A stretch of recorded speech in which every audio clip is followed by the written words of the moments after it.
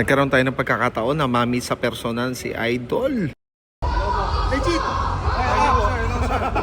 Solid sir ah. Solid talaga. Solid talaga. Pangarap ko eh.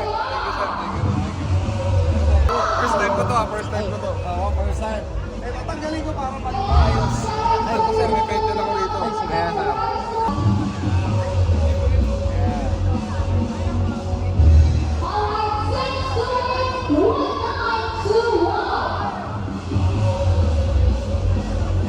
Okay, big shoutout sa Strong Leg TV. O Strong Leg, maraming salamat sa kanya at kung mamakita ng inspirasyon at motibasyon, no? At sa lahat na katulad ng meron si Sir, no? Oo, no, naputulan ng mga naputulan. Ayan, no, tingnan niyo naman si Sir.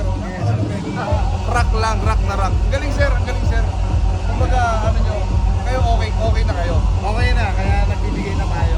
Ang maganda kasi dyan, na i-share mo yung experience mo, na ikaw mismo, napagdaanan mo yung nangyari sa'yo, tama? So magandang kwento siya na i-share sa mga audience. Especially yung mga, simple nang nangyari yung mga sinabi. Mga kaputol, shoutout sa inyo. Sir, congratulations sa inyo. Inspirasyon ko na. Sobrang lupit. Kaya nga maraming kaya eh. Kayo ang inspirasyon boss kasi, yan eh, di ba? Despite nung ginagawa nyo, kinikwento nyo yung buhay kung ano yung mga pinagdaanan, paano mga alis dun sa mental state na pinagdaanan mo na moment na nangyari sa iyo, mga ganun. So, and guys, support natin guys, Strong Leg TV, mabuhay. Maraming salamat. Thank you boss.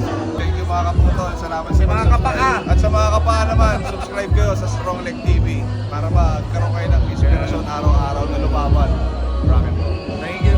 Sabi nga sa buhay daw dapat may sinusundan tayo na nakakagawa ng maganda at tama sa buhay. Kaya isa si Kong TV sa aking mga iniidolo. Ikaw kaputol, sino ang idol mo? Comment mo dyan.